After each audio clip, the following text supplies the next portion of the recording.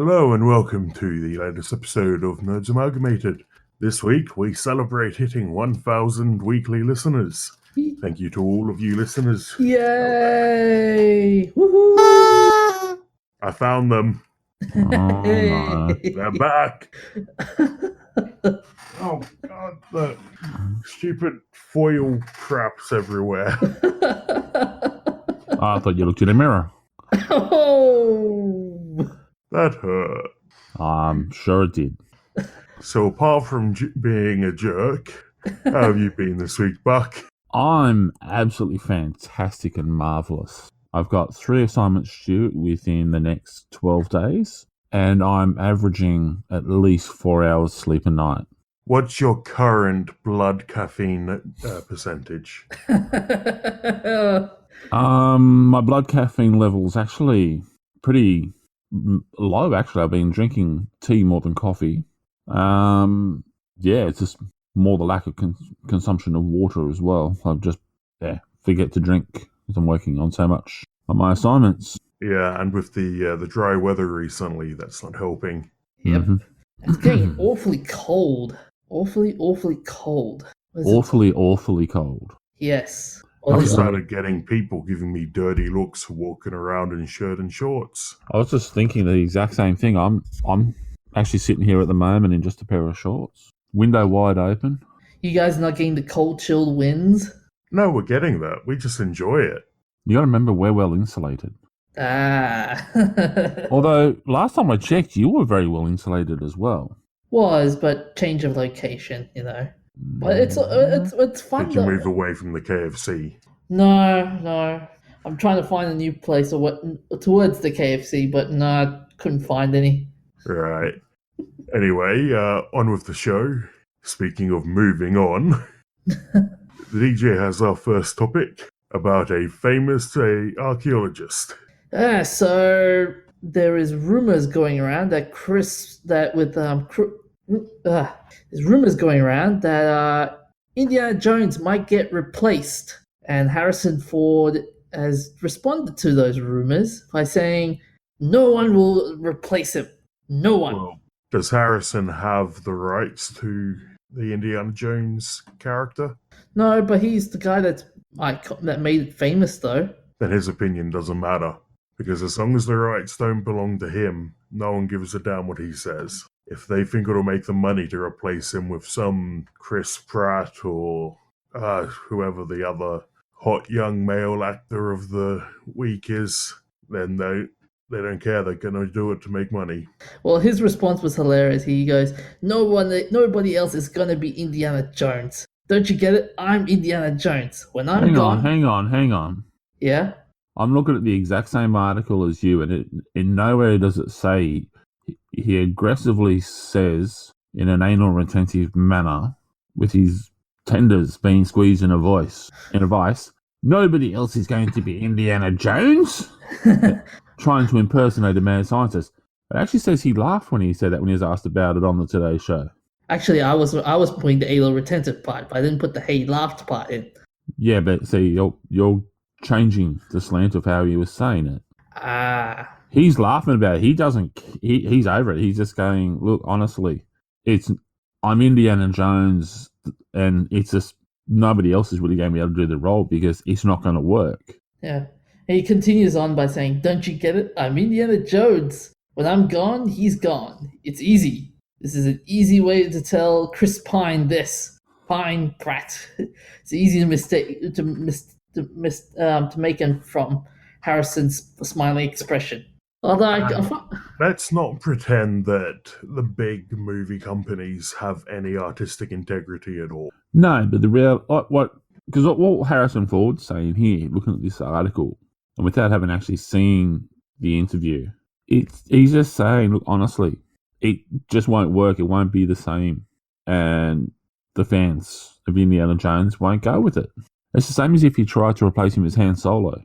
Everyone would just look at you with a raised eyebrow and a quizzical expression, trying to work out what sort of mental condition you've got and what sort of medication you should be on or what drugs you are taking. Because, you can't go changing who the character's played by on something like this. He has made that role his. And Steven Spielberg, who does own the rights to it, isn't likely to turn around and make a mistake like that. He's not one of these idiots. Avatar. Wasn't that Cameron? Yeah, James Cameron. Yeah, Yeah. it is. Oh. It's not Now, for his next trick, he's going to bite his other bum cheek while swallowing his foot. Hey, what makes you think I'm that flexible? I don't know. You got your foot in your mouth pretty quick on that one. You confuse the short Jewish guy who's ridiculously talented with the egotistical American who created Avatar.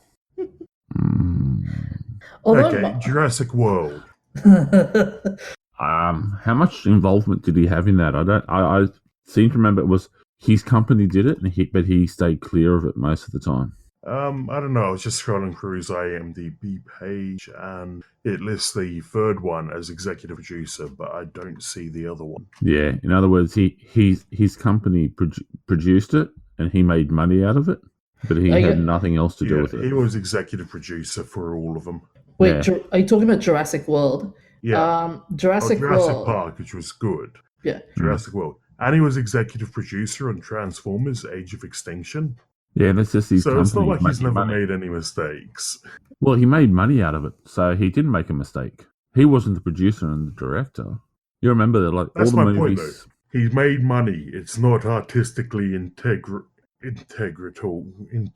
Blah. Yeah, but can you? It's not. Have you seen him give? He doesn't have artistic integrity for these crappy movies like Transformers. Yeah, but he's not going to turn around and sacrifice his babies. Like, you don't see him jumping on the bandwagon of saying they should make a new E.T. the Extraterrestrial or any of these other movies that are franchisable. He's not stuffing around with them, so yeah. Jurassic Park wasn't his baby? No. I think I saw in one of the interviews, he thought it was a great movie, but that was all it was supposed to be. Anything following on from there shouldn't have really happened, but he made money out of it anyway because he owned the titles and the rights. Yeah. But coming back to the main topic, what do you guys? But then, how about the Arnold when he had the Terminator? When he had so many body doubles of so many replacements for the Terminator. Yeah, but Arnold Schwarzenegger was still in there all the way through up until the point where when they went back in time and they showed it as the prequel part. They actually used the CGI of a young Arnold. Yeah. Only because the amount of makeup and everything you would need to make an old Arnold look that young is insane. Yeah. Actually, the only Terminator movie that Arnie wasn't in is Terminator Salvation. Which is the one I just indicated, isn't it? Oh, no, that was Genesis. Yeah, Genesis was the one I think they had the CGI. Oh, actually, no. So the guy that's done the in Terminator Salvation, his name is Roland Kickinger. So he was a bodybuilder and actor who previously portrayed the Schwarzenegger in the movie See Arnold Run, was his physical body double in the set. And the facial likeness was utilized via CGI with the mold of his face in the 1984 scene and to create the digital backup. So yeah. So in other words, he was a walking, talking mannequin. Yeah, pretty much. Kind of like yourself.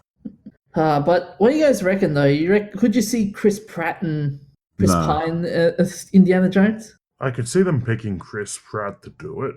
He wouldn't do a particularly good job, though, because all of his roles in the past few years have been Chris Pratt as generic, funny action guy. Yeah, that's actually true. I mean, his big ones were like Guardians of the Galaxy and Jurassic Park. I can't see him being in that role. It'd be kind of like putting it's the same with all the remakes, like what they were saying last week with The Rock and what's his name when they did the remake of Jumanji. Oh yeah, Rock with Kevin Hart and Jack Black and Karen Gillian. Yeah, like you got Kevin Hart and The Rock going out there and doing all their remakes of stuff. And I'm sorry, but it stinks worse than the sewage works. Like if you go to a sewage treatment plant, it smells like a bed of roses in comparison to some of the movies that those guys have been doing. Yeah, that's true. That's true. But hypothetically, who, if let's say if they want to bring another Indiana Jones, who would you like to see as Indiana Jones besides the Chris's and? No, you'd have to get someone that's going to have the same level of character, and it's got to be that quiet intensity with a small amount of cheekiness. But like Chris Pratt's just overly cheeky. He's just too much. He's not there. So, and you probably want to find someone who's relatively unknown as well. But if you're going to do a relaunch of it, there was who was that did the Young Indiana Jones movies? Oh yeah, those were great. Indiana Jones. They were done by Sean Patrick Flannery, the guy who plays as Connor McManus in The Boondock Saints. Okay, well there you go.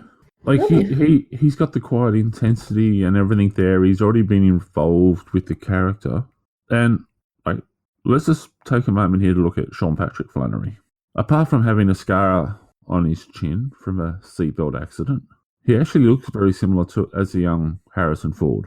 So if you're going to have anyone take over for a continuation of the movies or a reboot, there's your person.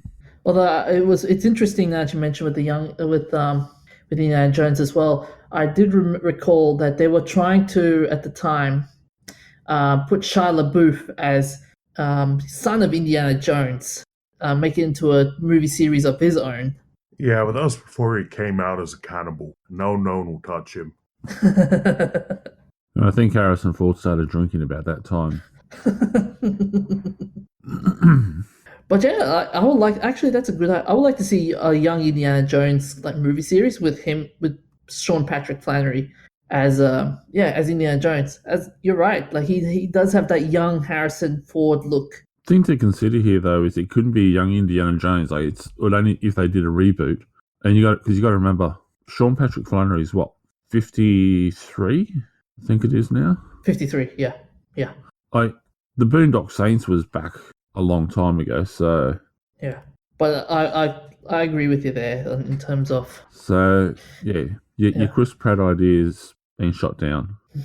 But I agree with that. Chris Pratt, as good as an actor he is now, I don't want to see him just make it into another traditional hero movie kind of thing with Indiana Jones. Like Indiana Jones, they're different from your traditional Marvel movies in terms of there's the good guys win in the end. Like, well, it's not a Marvel movie. That's the thing. Like, it's different from traditional Marvel movies. That's what I'm saying. Are we getting sponsorship here? Nope, I'm not. We're still not. Because you keep talking about Marvel. But that's where Chris Pratt's famous for. That's where Chris Pratt is famous in.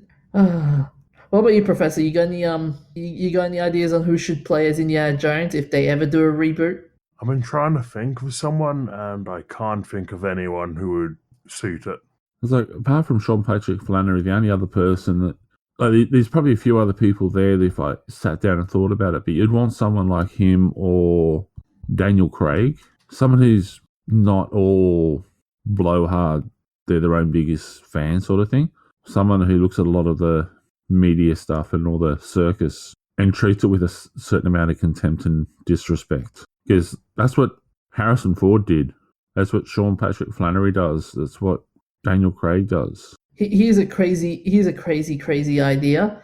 If it's too crazy, we're going to beat you. Eric Bana. Well, that's not too crazy. He's getting a bit old, though, isn't he? He's 50. I was going to say he's younger than Sean Patrick Flannery. Okay, I thought it was other than that. Yeah, I could see Eric Bana or maybe Gerard Butler doing it. No, not Gerard. Not Gerard? He's got a certain amount of the kismet that he's too intense. I think is probably the best way of putting it. Yeah. But instead of bringing you more terrible movie remakes, we should have robots bringing you stuff. Segway. What's your topic about, Buck? I think it's about robots. A bipedal delivery bot, to be exact, who is, I think they've called him Digit here. I've just got to try and make sure. Yeah. Agility Robotics' new robot, Digit. They really thought long and hard about that name, didn't they? Like, seriously. I wonder how long did the marketing department team took to make up that name? I don't think it was the marketing department. It would have been the people who built him. The marketing people just have to work with what they're told. Isn't this what Boston Dynamics were working on a few years back? They had those videos that turned into a meme with the Society for Prevention of Cruelty to Robots logos of there were bipedal robots carrying boxes, and people would walk up and shove them around and hit them with brooms to throw them off and show how they recover. Oh yeah. I know which one you're talking about. That was the, if I can find it, it's the MGS. It's the Boston Dynamics MGS for Gecko prototype, and it's just basically the guys kicking him and punching him. Well, we kick you and punch you. Nobody's made you a meme yet.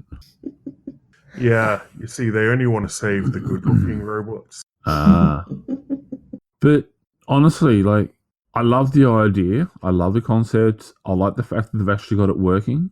And overall, it's a great concept. And they've got a great unit here. But it doesn't compete against the parkour bot. I can see that it folds itself up and can get in and out of cars. Yeah, but the parkour bot can run and jump over fences. You guys mean the Atlas? I think that was what it was called, yeah. Yeah. But like overall, I can see the application that this could be used for. I'm actually writing a paper looking at automated delivery systems and automated warehousing systems at the moment. So Digit could be the unit that actually gets out of the driverless van to carry the package to your house. Remember we were talking about the self-driving cars with your shopping and your dry cleaning, etc.? Yep. Welcome to the front bumper. So this thing can drive to your house, hop out of the car, and carry your box into the door. No, the car drives itself there. When it arrives, he gets a signal telling him to get out of the car, walks around, picks up the appropriate package, and carries it up to the door for you. Now I just need one to carry the box from there to the fridge, and then to do my cooking, and then to bring me the food in my chair. At which point, we will have a scene from WALL-E. You just need one of those floating chairs with a reality TV program on there telling you to change the colour of your clothes. Nah, I reckon I'll upload myself to the internet before then. I don't know, Sheldon might be there before you. As in Sheldon from Big Bang Theory? Yeah. This design reminds me of iRobot with the robot slaves. Or not robot slaves, the robot servants. There we go, we can see your bias coming out there, you racist. Calling them slaves. And they always blame us white people for slavery. So what? It came from the East, I'm telling you. Let's try not to piss off too many more people tonight. Hey, I had a discussion about that at uni with a member of the Brisbane City Council who was saying that slavery and imperialism was a thing from the West and driven into the eastern regions. He didn't like it when I pointed out the fact that it was actually the Middle East that invaded Europe, and Europe just learnt from them and then brought it back a lot better. Did you say that was a council worker? No, he was a councillor. He's a Brisbane City councillor. He's an elected official. Well, to be fair, there's the problem. Yeah. He's not exactly my most favourite politician. He says a lot of dumb things. Maybe he should be running for politics in America where they actually celebrate stupidity. Okay, so we do too. We give you a celebratory egg on the head. Yeah, but you see, in America, the bigger the idiot you are, the more money you make.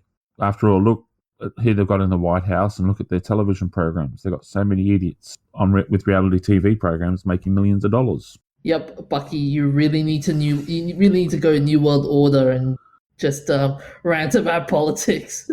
You'd be perfect. Yeah. There's a shout out. Just got penguins and how many more items to go? See, the thing is, you always blame me, but it's not me. Okay, so we've got the rant on politics. So we got the shout out, and now we need either the penguins or the. So we don't have the politics all the time. That's only occasionally. What If you're gonna start dissing on me, make sure you get your facts straight, fella. I'll be nasty to you. We're not dissing on you. We're just saying we've got the bingo coming up. I'll give you a bingo in a minute. But getting back to the topic we're supposed to be talking about. Awesome robots. Yes. A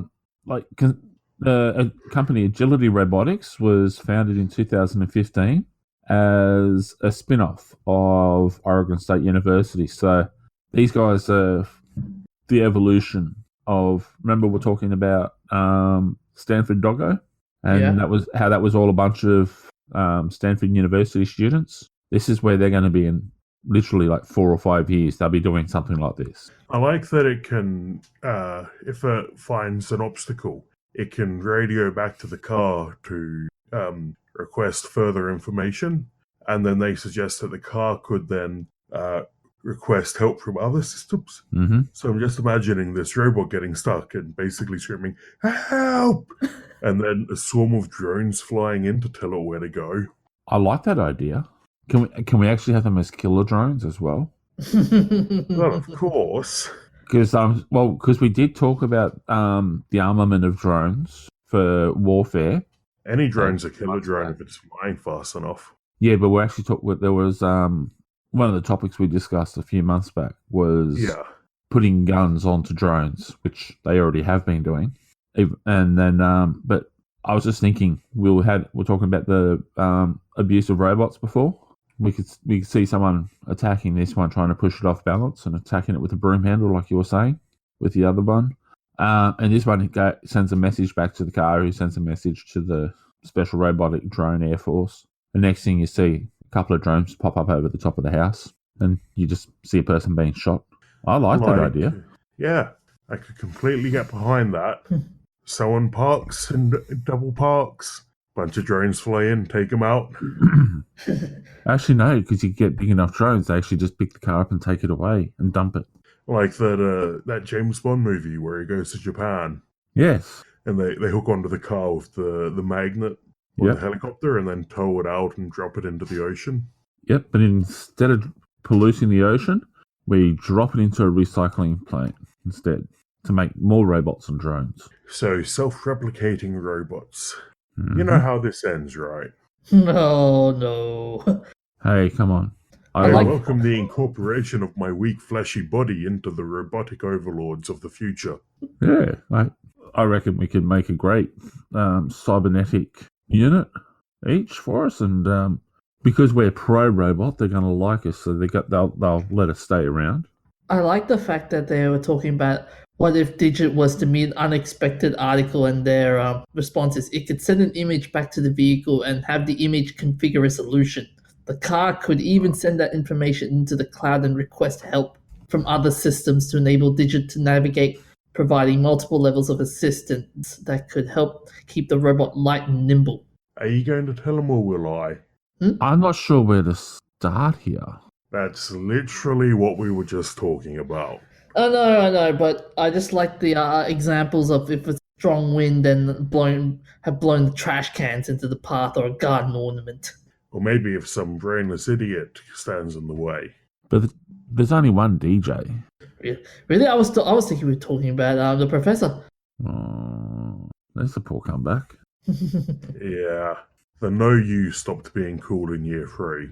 Look, honestly, I love the applications of it. I love the fact that they've got a robot that can actually sit there in the driverless delivery vehicle. Only concern I have is that it's associated with Ford, and Fords always break down. Yeah, but since we've been discussing our robot overlords, our next topic is how they're going to have enough computing power to fight us. AMD's just announced their Ryzen 3000 series. They have a 12-core CPU at 4.6 gigahertz, for $500 from the announcement keynote the other day. That's their current top of the line model. Can I just say, even the chip looks surprised at how awesomely cool it is. It is. It's literally that, surprised emoji. Like you open your PC to fix something, and you see that. Like, I hope that they're going to make those sectors glow somehow. Unfortunately, they'll have a heat spreader over the top. Yeah, I know your heat sink and all that, but they've got to somehow make it so that there's a clear one, so there's a separation there, so that when you open it up, that's there looking at you, and it's glowing, and it's like, oh, how dare you enter my bedroom? Well, diamond is a really good heat sink, so you just got to get industrial quantities of diamond blocks and cut them into a radiator shape. We can actually grow diamond. Yeah, and because I know they grow crystals, and there was also a process where they were treating coal in special high pressure systems, and it was actually changing it into a diamond. Yeah, there's a couple of different processes they can use, but in this case, the TDP they're advertising is 105 watts, which is, for once, an AMD processor that doesn't get hot enough to make your own diamond. I'm liking this. But is that at the overclock stage that it's going to be at? Yeah, because for AMD, the TDP is usually a fairly good measure of maxed out performance power consumption. Okay. Because I remember having a system that some friends and I actually really, really pushed to the maximum with overclocking. And we actually had to have the sides taken off and fans blowing, like actual desktop fans blowing on it to keep it cool enough that it didn't crash. Yeah, I'm really looking forward to these chips coming out and getting proper benchmarks done, because AMD's claiming that Cinebench benchmarks the 3900X, which is the 12-core chip, and the Intel 9920X, I believe. The 3900X has a 15% improvement on single thread performance and a 6% improvement on multi-thread performance, and draws 60 fewer watts. So I'm trying not to get hyped, but I'm hyped. I'm just, I was a massive fan of AMD for a long time, but then they had that little faux pas for a while there, and I'm still running a Bulldozer chip. Like FX8350. It's not great. Like if AMD can come back to where they used to be, because the thing is, AMD was for the gamers and the overclockers and all that sort of stuff. Many a LAN session wouldn't have happened without AMD allowing people to overclock their computers to ridiculous performance level.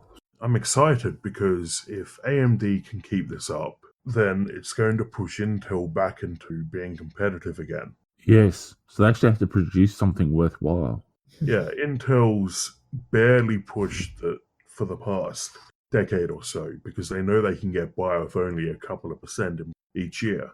And now AMD's had this breakthrough with Ryzen, and Intel's just got to catch up. But the thing is, AMD is when they come out with something that, and they make a song and dance and say this is really going to be breaking the mold, they generally tend to do a pretty impressive job of it, and they put a much better financial position on it. Yep. So, like, when you look at the cost of the latest i9, you're looking at $800 or more dollars. This is only going to be $500. So, yeah. I just looked it up, and TechCrunch is saying that it's half the price of the 9920X for a significant performance improvement. Mm-hmm. Although, actually, I've just been scouting through here. Intel has announced the 90. Were you saying the KS, the i9? No, the 9920X. I did see the KS the other day, which is basically just a a current gen chip that they've specifically picked out to be good for overclocking. Yeah, because they're saying here that it's supposed to be able to go to 5 gigahertz. Yeah, which is gonna melt everything. Like, Well- physically melt. Your computer will be running out of the cracks in the case. I was just thinking, like, how bad is the liquid cooling system got to be on that? Well, okay. How about comparing that Ryzen to the Intel Core i9 9900K 8-core LGA 3.6 gigahertz processor? That's what we just did.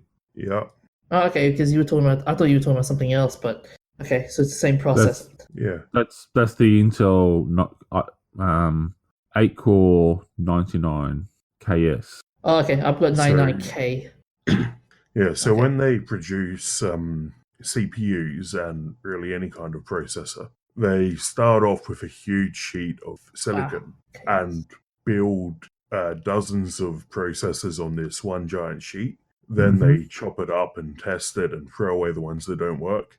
And Mhm. that's why a lot of the time the chip that you get in a low-end processor is identical to the high-end processor, but some of the cores failed during testing. Yep. So they just turn them off and list it as a low-end processor. Mm. So the KS is the highest of the highest, the ones that they're guaranteeing that they will run overclocked to 5 gigahertz instead of having to buy a regular one and hoping you get lucky. But that's weird though. With the I'm looking at the article that Buck has provided. Their boost frequency is pretty low. Comparing the Ryzen 9 900X to the KS, it's pretty differential. Yeah, the KS is pushing to 5 gigahertz. Yeah, that's The Ryzen is only pushing to 4.6. yeah. That extra 0.4 gigahertz is a massive milestone. Like we're talking about being excited about getting up to 5 gigahertz. I remember when, like, it was what, almost 20 years ago now, and we're getting excited about hitting 3.2 gigahertz. Yeah. Like, people were having parties for their computers hitting that sort of benchmark. I feel like the past few years have been focusing on core count instead of single core performance and high frequencies, Yeah, which is remember, a bit problematic because nobody programs to take advantage of high core count chips. And it's Yeah. also like they're not focusing on the bandwidth and all that. Like, so the amount of data flow on the actual main boards or motherboards or whatever you want to call it these days. The amount of, like, you can have the most amazing chip, but if you're not providing all the rest of the facilities within the process and system for it to really actually take advantage of it, it's like trying to put a Formula One race car into a go-kart race. It's just not going to be able to hit its performance because of the track it's on. And also with processors, the higher you push the frequency, the higher you have to push the voltage to keep it stable. yeah. Mhm. And that causes, like, most processors are fairly optimized at the level they sell them at. But the higher you push it, the more power it draws. Like Buck was saying, he had to take the sides off and put big fans in. And you start drawing more power and generating more heat. So it gets harder to keep it cool, which means you can use it at max frequency for less time. Mhm. So you Like this. really want to try to get it stable at a level you can cool it at, Like- which is why this 105 TDP is great, Yeah. since the Intel chips are 160p. And the one question I'm going to be asking is what video engine cards are going to be supporting the Ryzens now with that with the amount of power? Doesn't matter, because these are CPUs. They're Yeah. completely unrelated. Even when it's overclocked though, because I know because I know some like your Nvidias, like the 1080 Ti's, for example, you would get like a couple of overclocking, the ones with overclocks and stuff. wouldn't you? Yeah, but it's your graphics card is different to your CPU. You're looking at the graphics processing unit, and Yeah. they receive a bonus of performance. Like the advancement in the CPU technology flows over into the GPU, but the CPU is what makes your computer work. Yeah. GPUs have been optimized for doing very specific tasks over and over again very quickly. So you can program to run on a GPU, but you're going to be missing a lot of features you can do on a CPU. So everyone needs a CPU to do all the basic stuff, but you can't optimize it as well as you can optimize a GPU because you don't know what's going to be running on it. Mhm. Yeah. The timing of this report is very interesting as well because we're going close to E3, and man, so many games might be releasing their specs. Yeah. Well, there's nothing unusual about it. Like this is the time for you release this sort of stuff. This is you have all your tragic nerds like the professor and myself will be like, if we're looking at an upgrade, this is the time we start looking at doing it Yeah, definitely. because You were this saying is earlier when your computer's 7 years old, weren't you, Buck? yeah, like if I had the money, this is like I would have been looking at a lot of the market area at the moment and looking at what's been happening for the last couple of years and working out a system and then getting the latest stuff and looking at what the performance benchmarks are and then working out, okay, that's the chip I want, that's the board I want, that's the graphics cards, that's all the bits and pieces. And then when you custom build your system like that, with some of these, like with this i9, I would be having to look at the idea of putting in a water cooling system and possibly having it run with liquid nitrogen because I'm scared of what sort of temperatures this thing would be producing. Yeah. Yeah, like the TDP is 165 watts. The TDP of my FX8350, which is known for being a ridiculously hot and inefficient chip, is only 125 watts. Yeah. So it's like the fact that this is coming out now, it's no surprise. It happens the same time every year. You have your tech releases and expos happen now.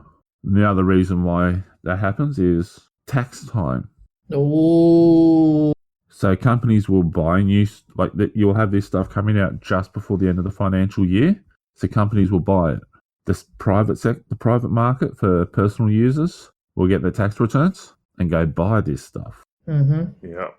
Speaking of ridiculous TDPs, though, I just pulled up the AMD spec sheet for the FX8350, and under related products, it lists the 9590 with which hits 5 gigahertz. That one came out 3 years ago or something now. Yeah. It's an 8-core that hits 5 gigahertz at boost and has a 220 watt TE. Ooh, get that. My room gets hot enough as it is. I couldn't with that.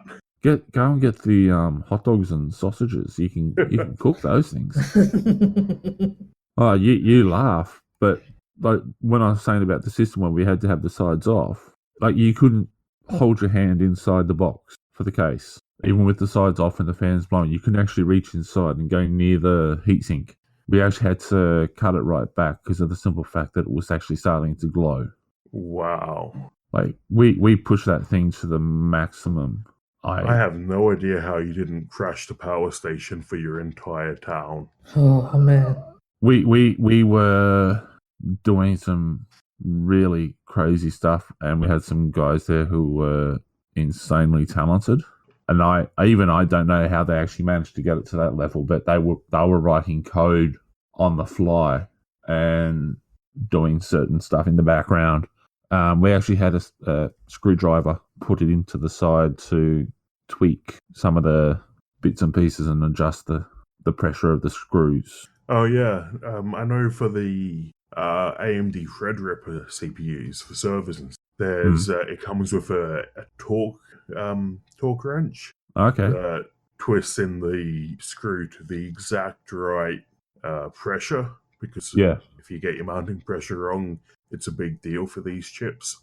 Yeah, well, that was like, see, that's the thing. Like with these things, people who do this, they will work out every single tiny little piece. So to the torque pressure on the screws holding your CPU in place, if it's at a specific point, you get the optimum performance. If you have it so that you have a specific glue, it has to be a certain amount of glue that holds the heat sink in, and it has to be spread in a certain pattern, that sort of stuff. Like, yeah, I haven't looked for a while, but there used to be websites that they would literally have threads of conversation where people were doing different things to optimize it, and there'll be competitions to see who could get the highest benchmarking.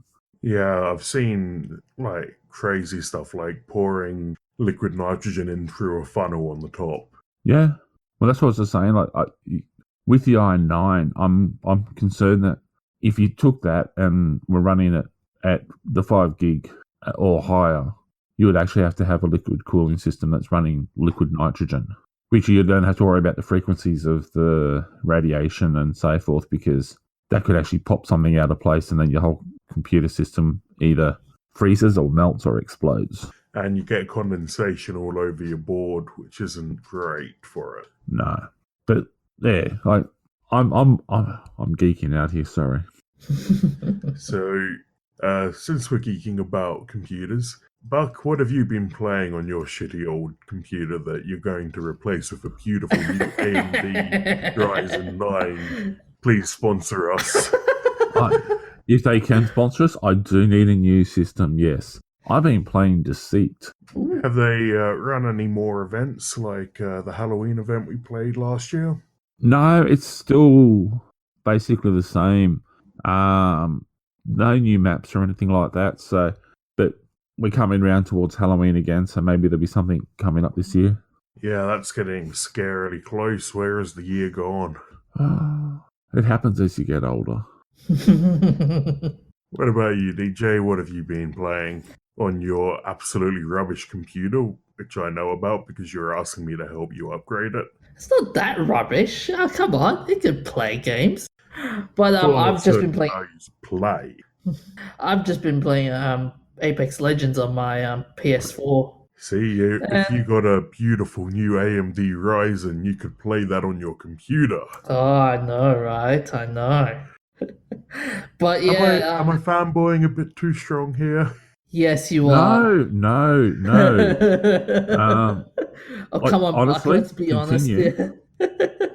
Well, hang on. He's nowhere near you with Marvel. Okay, yeah, I've been doing this for one episode, not for the last 65 or whatever we're up to. No, this is 70, I think. 69. We'll have to turn around now and go the other way. But no, seriously, keep going because maybe we will get sponsorship. Nerds Amalgamated, brought to you by AMD. I like the sound of that. I do too.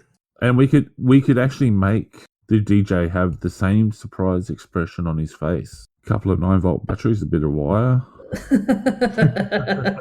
Homemade cattle prod, here we come. Yep.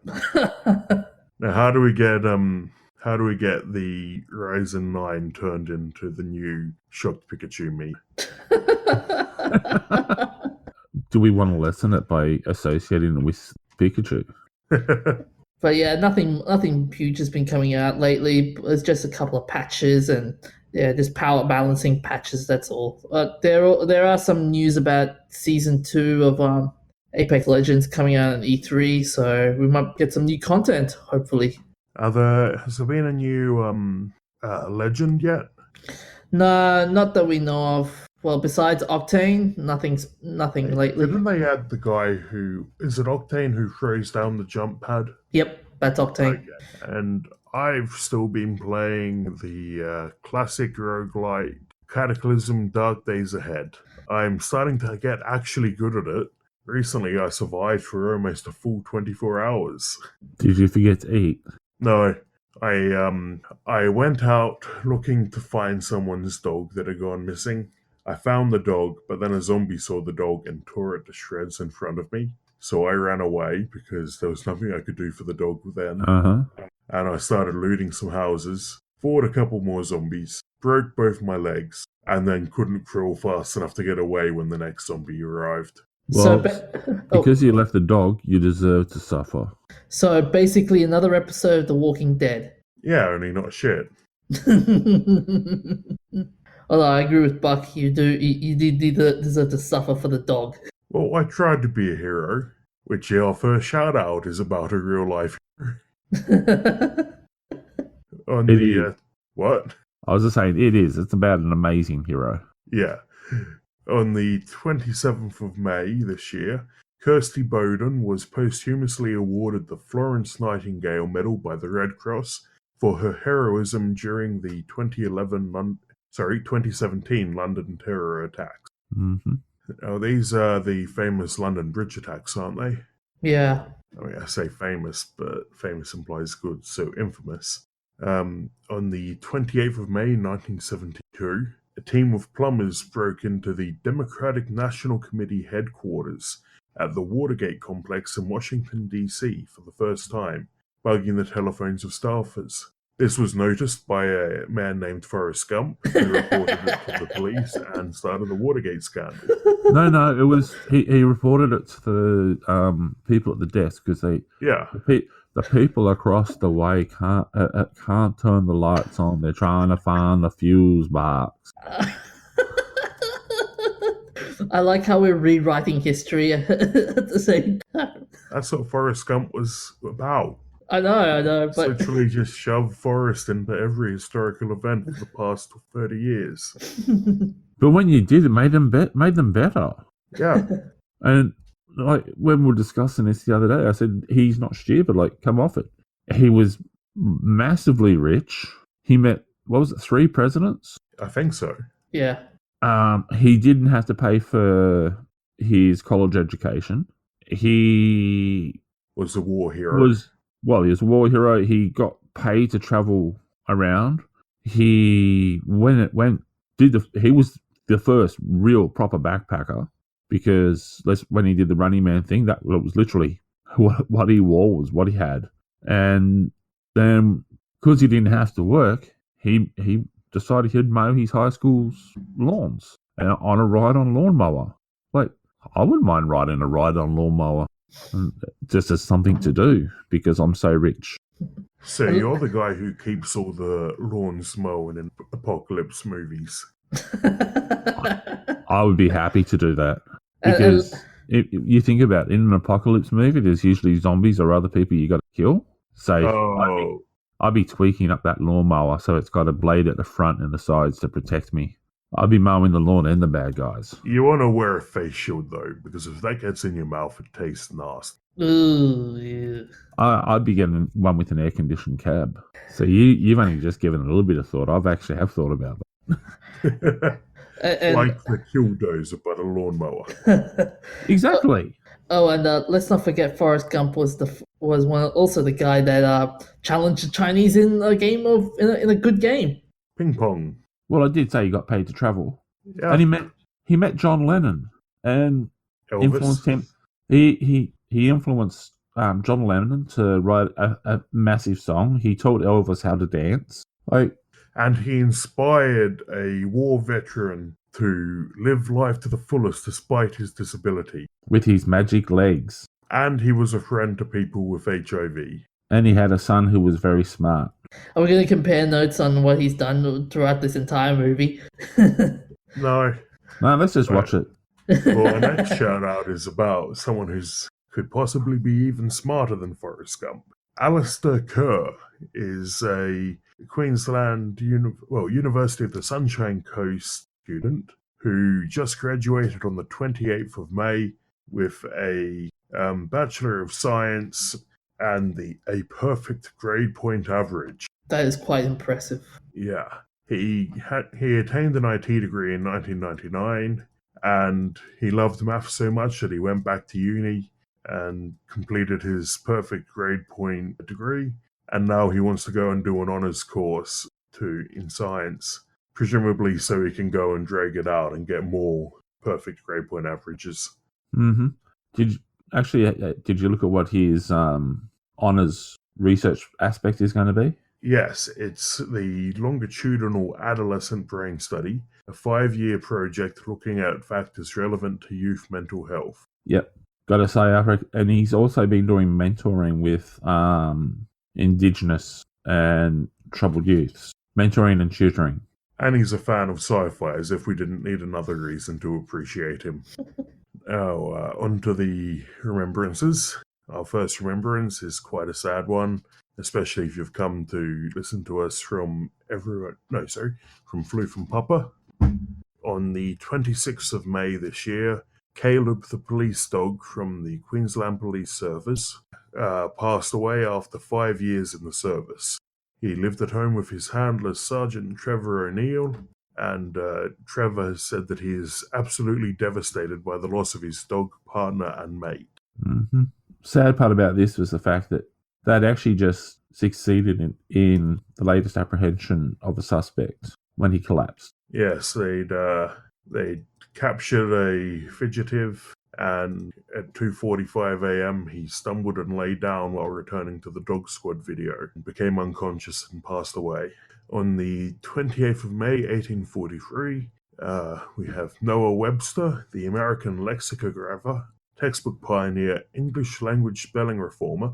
This is the guy we blame for the Americans being unable to spell. Political writer, editor, and prolific author. He's called the father of American scholarship and education, and he developed the Webster Dictionary. The first dictionary he published was in 1806 and called A Compendious Dictionary of the English Language. He was also influential in establishing the Copyright Act of 1831.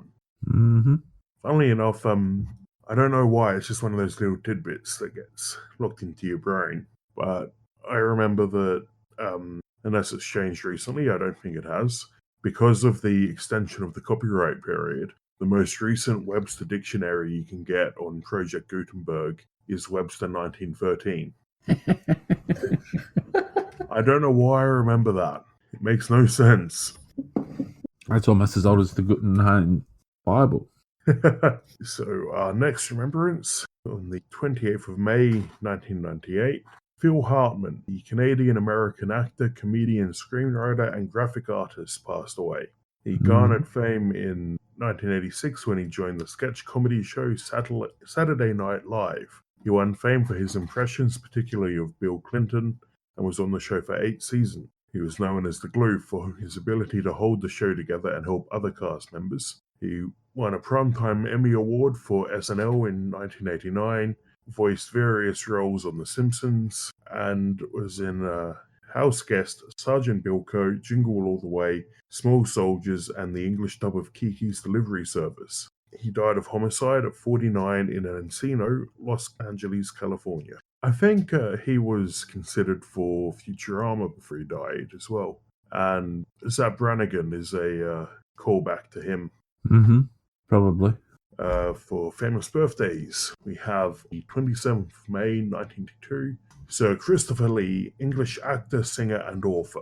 With a career spanning nearly 70 years, he was famous for portraying villains, particularly Count Dracula, in the Hammer horror films, which he lamented for being typecast, Francisco Scaramanga in The Man with the Golden Gun, Saruman in The Lord of the Rings and The Hobbit, Count Dooku in Star Wars. He was noted as an actor for his deep and strong voice.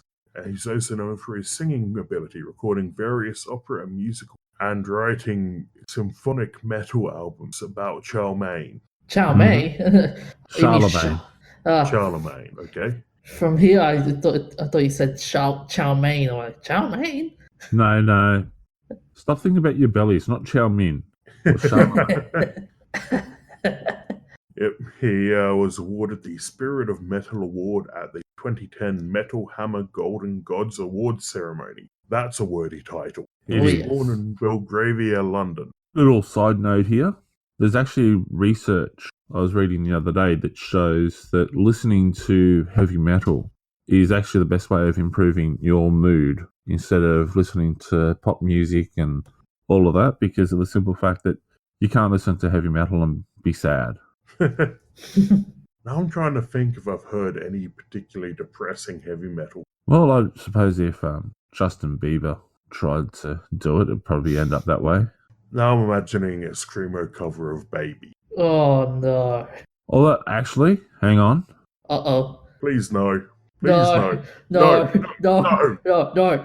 Bucky, no. No, I got something that will make you swear. Oh no. While Oh. we're waiting, our next birthday for this week is the 27th of May 1971.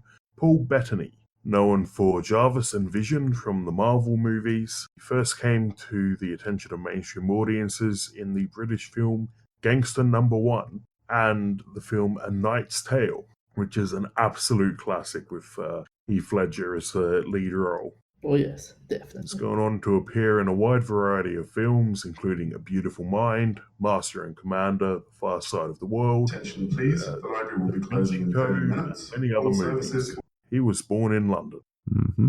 And Buck has just found that link for us, so let's see how horrified I am. Oh no. It's a metal cover of Let It Go.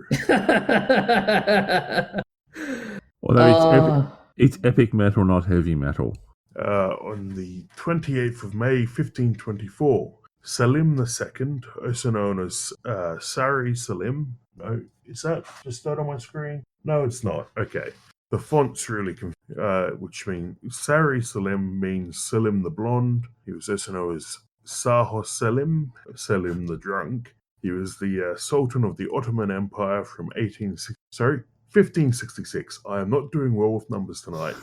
His death in 1574. He was the son of Suleiman the Magnificent and his wife, Hurrem Sultan. The 1911 Encyclopedia Britannica article on him remarks that he was the first sultan entirely devoid of military virtue and willing to abandon all power to his ministers, provided he were left free to pursue his orgies and debauchery. Bit of a party guy. He was born in Istanbul, not Constantinople. I love the picture they've got of him. His hat, his turban, or whatever it is that he's got on his head, is almost as big as his belly. That's a great photo. Like, could you imagine the amount of silk that would have had to have gone into that thing? Yeah, do you reckon it's like hidden up, or does he have to wrap it each morning? Oh no, you have to be wrapped fresh. Yeah. If it's a proper turban, you wrap it fresh. And by yourself as well. In his case, it's probably just a hat that he puts on, and he probably wouldn't wrap it himself. He'd have slaves, not robot slaves though.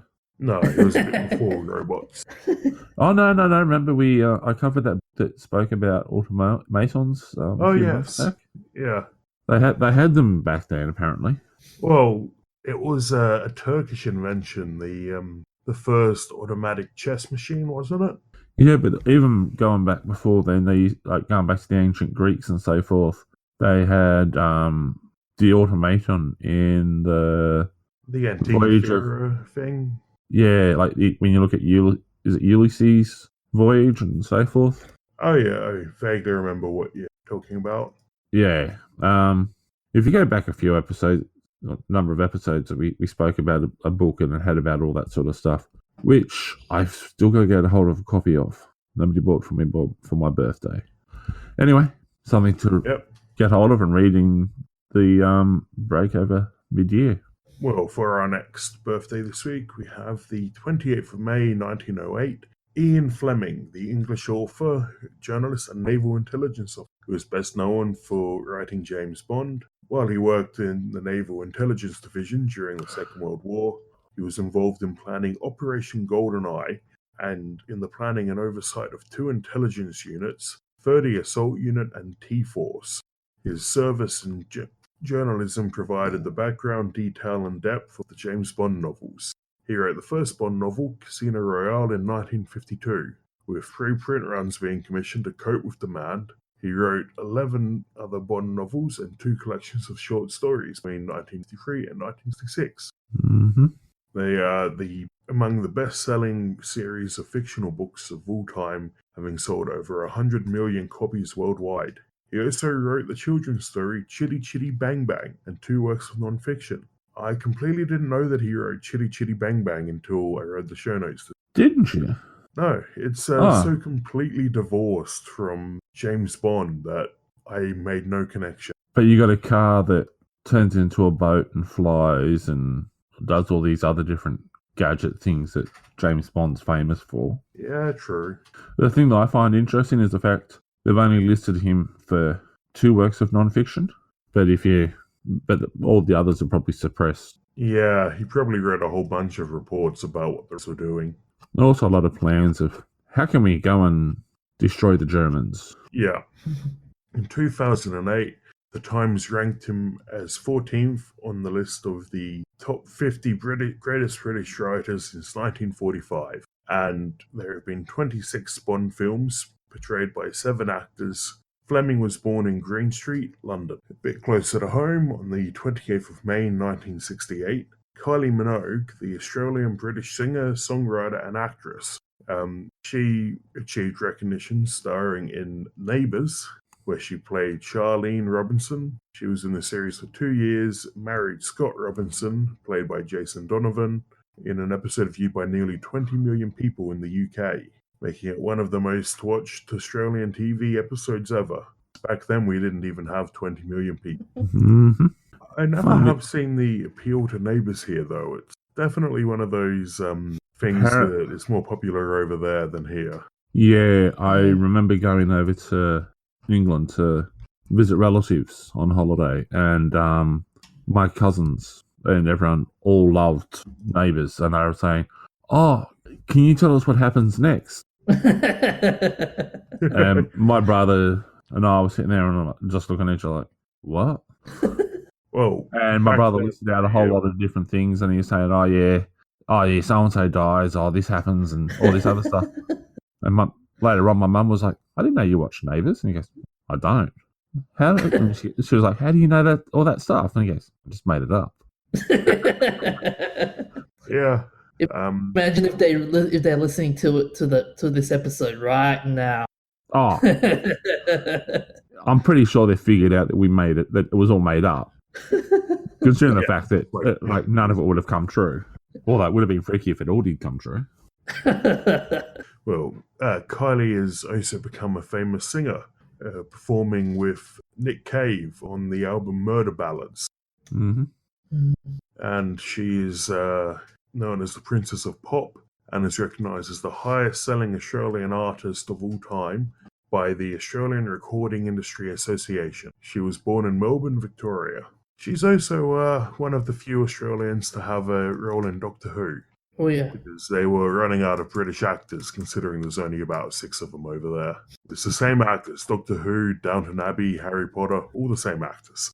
And for the next birthday, 31st of May, 1683, Jean-Pierre Christin, the French physicist, mathematician, astronomer, and musician, who was born in Lyon. His proposal, 1743, to reverse Celsius thermometer scale, which started with water boiling at 0 degrees and ice melting at 100 degrees, so that 0 would be the freezing point and 100 would be the boiling point, was widely accepted and is still in use today, and is the only correct method of measuring the temperature, unless you're using Kelvin.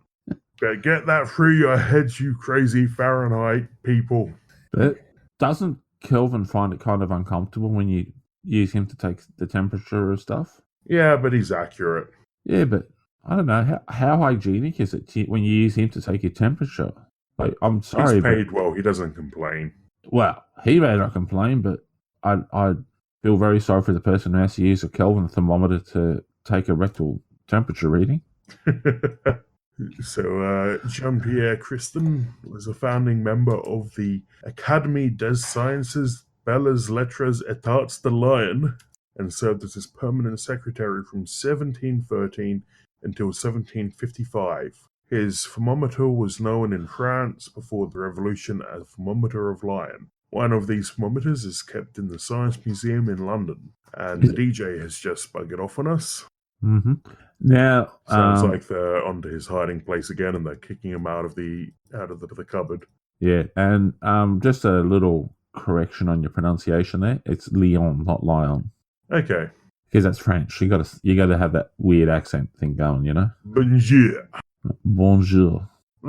Any Frenchies listening to this are so gonna slap me. Oh, I'm worried about my accent getting me slapped. I don't know what's going to happen to you. They'll probably look at you in disgust and walk away in a huff. You're not even worthy of a slap. So for this week, we have the events of interest. On the 28th of May, 1959, the monkeys Abel and Baker zoomed 300 miles or 500 kilometers into space on a Jupiter missile, becoming the first animals retrieved from a space mission. And on the 28th of May, 1961, the last trip from Paris to Bucharest on the Orient Express before it shut down. Mm-hmm. Which is a shame. It's not nearly as romantic to have a murder on the Ipswich line. No, although I don't know if have they had a murder on the Ipswich line? I mean, I've had a 14-year-old threaten to set me on fire. Yeah, but that happens every other week, doesn't it? Pretty much. Yeah, I think I might need to just move quietly away from this before we get in trouble. Ipswich doesn't like people picking on them. On the 29th of May 1953, Edmund Hillary and Sherpa Tenzing Norgay became the first people to be confirmed to reach the summit of Mount Everest on Tenzing Norgay's adopted 39th birthday. Now, I say that they're the first confirmed summiters because several years before, Mallory and Irvine had an attempt, and though they've only found, I think it's Irvine's body, he doesn't have the photo that he promised he would leave on the summit. So there's some debate about whether he actually made it to the summit and died on the way back down. Well, with global warming and all the ice melting on the top there, they're recovering all the different bodies. Maybe they'll recover his photo. Yes, maybe. Though by now it's probably halfway to, I don't know, Peru. Maybe he burnt the photo to keep himself warm. Yeah. And so this week there's been, well, in the last 10 days or so, there's been 11 deaths on Everest, I think. It's definitely not becoming any safer. But yeah, I don't know. I can understand wanting to go to a remote location and just get away from everyone, but climbing up the side of the mountain just to be able to say you did it, especially with the amount of garbage and pollution that people were leaving behind, was ridiculous. You're not even getting away from people. Have you seen the queue for the summit? Yeah, but they restrict the number of people who are allowed to go there, and part of the reason for that is the fact that the amount of garbage left there at one point was so staggeringly huge that a fire broke out in amongst the waste in what had just become a tip on the side of it, and it took, I can't remember how long. It was burning for a couple of years or something from memory, I heard. So it's like you got the giant garbage chips outside Delhi, I think it is, in India, where they've actually got villages with people living in there, and it's always constantly on fire.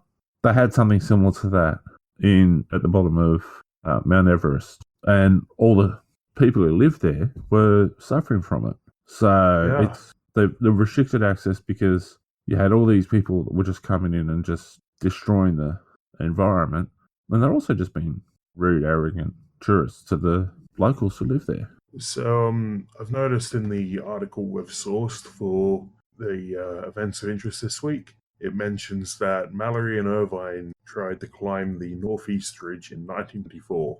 And when they reached the top, Hillary said that he looked around to see if they had made it, but couldn't find any evidence. And a few years later, some crazy British guy decided, or was it a few years before, a crazy British guy got really into this whole spirituality, was like, you don't need to eat to live. I'm going to prove how healthy I am by flying a plane to Nepal, crashing it onto the side of Mount Everest, and then climbing the rest of the way with no mountaineering experience and no flight experience. Well, we'll just talk about crazy tourists and littering and pollution. Yeah. The only good part about it is the fact that he would have turned himself into fertilizer. I think he even tried climbing in winter, and no one ever saw him again. Oh, thank goodness. The Japanese were actually planning on building a resort on the side of Mount Everest. Insane. And the biggest kibosh on the idea was the fact that because of the location, you wouldn't like to get there. you would have either had to been carried on the backs of Sherpas or flying a helicopter. Yeah, The even getting A helicopter couldn't hit the altitude to be able to get there safely. Yeah, even base camp's pretty rough for hikers and helicopters. Yeah. So yeah, unfortunately, because it wasn't actually on Mount Everest, but it was I was on one of the mountains overlooking looking onto Mount Everest, Yep. and they had it all planned out, but there was no way they were going to be able to get people there because the Sherpas were going to give a piggyback to a bunch of lazy so-and-sos, and they couldn't use a chairlift because of the fact that with the temperatures, the cables didn't last. Yeah, there's a lot of great books about Everest. I went on a bit of a kick about it recently, and I read both John Krakauer's Into Thin Air and Anatoly Bukreev's The Climb, which are contrasting accounts of their climb on Everest in 1996, which is the year of the famous disaster where a bunch of climbers from two climbing parties got stuck on the mountain during a storm. Okay. The only thing I can say about climbing Mount Everest is it'll be one heck of a view. Yep. But there's a reason why the fact that very, very few people actually live in that region. And it's because of the simple fact that it's pretty harsh to live in. And it's so beautiful because there's so few people. Yeah, they're making a big deal about cleaning up at the moment. But anyway, we should move on to our final shout-out for the week. On the 29th of May, 1999, the Space Shuttle Discovery completed the first docking with the International Space Station, which back then would have only been a couple of modules, nowhere near the comparatively large space station you think of these days. Yeah, because it was a completely different International Space Station. They've actually built a new one since then. Really? I thought they were still using the same core. I thought it had changed. It was a different one. I mean, there was Skylab and Mir, maybe a couple of others. I think it was Skylab was the one that they had back then, wasn't it? Yeah, that wasn't an international station. It was just American, and they deorbited it after like a year because they messed up the orbit. Okay. I apologise if I'm mistaken. I thought that was what they'd. Although when I look up Skylab, it's only giving me the 1973 version. Yeah, that's the one I'm talking about. No, there was another one they actually had there was a Skylab. They actually had to merge it with Mir at one point, but then they had to jettison part of it because of the fact that it was falling apart. Okay, I can't say I've ever heard of that, but anyway, that's all we have for this week. You can check us out on Spotify, Stitcher, or iTunes, or the that'snotcanon.com website, along with all of our other podcast family. Mm-hmm. Send us an email at nerds.amalgamated@gmail.com. Tweet at us at namalgamated on Twitter if you're ever twit. Or, we have one. Yeah, we have one. Our Twit manages our Twitter page. Or just check out our Facebook page where we share other news that doesn't make it into the podcast. Yep, and if you want more information for what we've been discussing and you're on, say, Spotify, who doesn't actually put all the hyperlinks that we have as part of our show notes, we do have them available via the Facebook page. Yep, so that's everything for this week. Stay hydrated and take care of yourself, and we'll see you next week. And the penguins say hooroo. They do.